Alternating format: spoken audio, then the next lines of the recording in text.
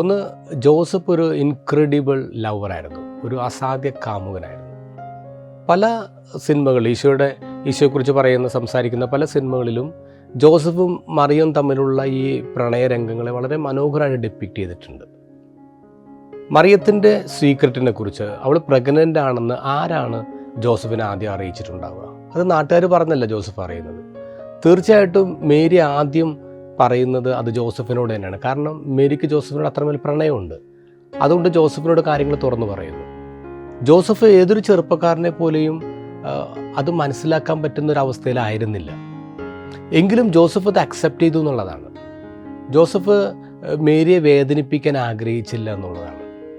താൻ കെട്ടാൻ പോകുന്ന പെണ്ണിന് ഇങ്ങനൊരു കാര്യം സംഭവിക്കുമ്പോൾ അവൾ പറഞ്ഞ കഥയെ പൂർണ്ണമായിട്ട് മനസ്സിലാക്കാൻ പറ്റിയില്ലെങ്കിലും അവൾ ഹേർട്ട് ചെയ്യരുതെന്നൊരു ചിന്ത ജോസഫിനുണ്ടായിരുന്നു. അതാണല്ലോ, അവളെ അപമാന വിധിയാക്കാൻ ആഗ്രഹിച്ചില്ലെന്ന് മാത്യു പറയാം.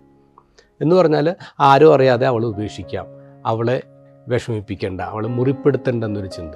ഇന്നത്തെ ഈ പുതിയ ജനറേഷനിലെ കാമുകിമാരൊക്കെ കണ്ടുപഠിക്കേണ്ട ഒരു കാര്യമാണ്. അവരുടെ പ്രണയം പൊളിയുമ്പോൾ പിന്നെ പ്രണയത്തിന് പ്രതികാരത്തിൻ്റെ രക്തനിറമായിട്ട് മാറുന്നുണ്ട്. നമ്മുടെ നാട്ടിൽ എത്രയോ വാർത്തകൾ അങ്ങനെ വായിക്കുന്നുണ്ട്. ഈ ആസിഡ് സംഭവങ്ങളും ജ്യൂസിൽ വിഷമിട്ട് കൊടുത്ത് കൊല്ലുന്ന പരിപാടിയൊക്കെ നമ്മൾ കാണുന്നുണ്ട്. എനിക്ക് കിട്ടിയില്ലെങ്കിൽ നശിച്ചു പോട്ടെ എന്നൊരു ചിന്ത ഇന്ന് പ്രണയത്തിന് ഒരു രക്തത്തിൻ്റെ നിറം നൽകുന്നൊരു സമയമാണ്. അവിടെയാണ് ജോസഫ് എന്ന് പറഞ്ഞൊരു കാമുകനെ, ജോസഫ് എന്ന് പറഞ്ഞൊരു ലവറെ നമ്മൾ കാണേണ്ടത്. ജോസഫ് മറിയത്തെ രഹസ്യമായിട്ട് ഉപേക്ഷിക്കാനാണ് തീരുമാനിക്കുന്നത്. നമ്മുടെ നാട്ടിൽ ഒരിടക്ക് ഇങ്ങനെ ഒരുപാട് സംഭവങ്ങൾ റിപ്പോർട്ട് ചെയ്യപ്പെട്ടപ്പോൾ, ഈ പ്രണയത്തിൻ്റെ പേരിലുള്ള മരണങ്ങളൊക്കെ റിപ്പോർട്ട് ചെയ്യപ്പെട്ടപ്പോൾ, മാതൃഭൂമിയുടെ എഡിറ്റോറിയൽ പേജിൽ എഴുത്തുകാരി കെ രേഖയുടെ വളരെ മനോഹരമായ ഒരു പ്രണയത്തെക്കുറിച്ചുള്ളൊരു ഡെഫിനിഷൻ ഉണ്ടായിരുന്നു. അവർ ഇങ്ങനെ പറയുന്നത്, ഒരാൾ മറ്റൊരാളുടെ മനസ്സിലേക്ക് നടത്തുന്ന സഞ്ചാരത്തിലുള്ള അനുമതി തേടലാണ് പ്രണയം എന്ന് പറയാം. നമുക്കൊരാളുടെ ലൈഫിലേക്ക് അങ്ങോട്ട് കയറി ചെല്ലാൻ പറ്റില്ല, നമ്മൾ അനുമതി മേടിക്കുക, അതാണ് പ്രണയം എന്ന് പറയുക. ഇനി കയറിപ്പോകുന്ന സഞ്ചാരിക്ക് ഇറങ്ങിപ്പോരാനും നിത്യപൂർത്തി നടത്താനുള്ള ഒരു ഫ്രീഡം ഉണ്ടാവുക, ഒരു സ്വാതന്ത്ര്യം ഉണ്ടാവുക, അതാണ് പ്രണയത്തെ മനോഹരമാക്കുന്നത്. ശരിക്കും അങ്ങനെയല്ല പ്രണയം എന്നുവെച്ചാൽ ഒരാളുടെ ഉള്ളിലേക്ക് കയറിപ്പോകുന്ന കഴിഞ്ഞാൽ വേണമെങ്കിൽ ഇങ്ങനെ അവിടെ താമസിക്കാം, അല്ലെങ്കിൽ ഇറങ്ങിപ്പോരാം, അതിനുള്ള ഫ്രീഡം ഉണ്ടാവണം.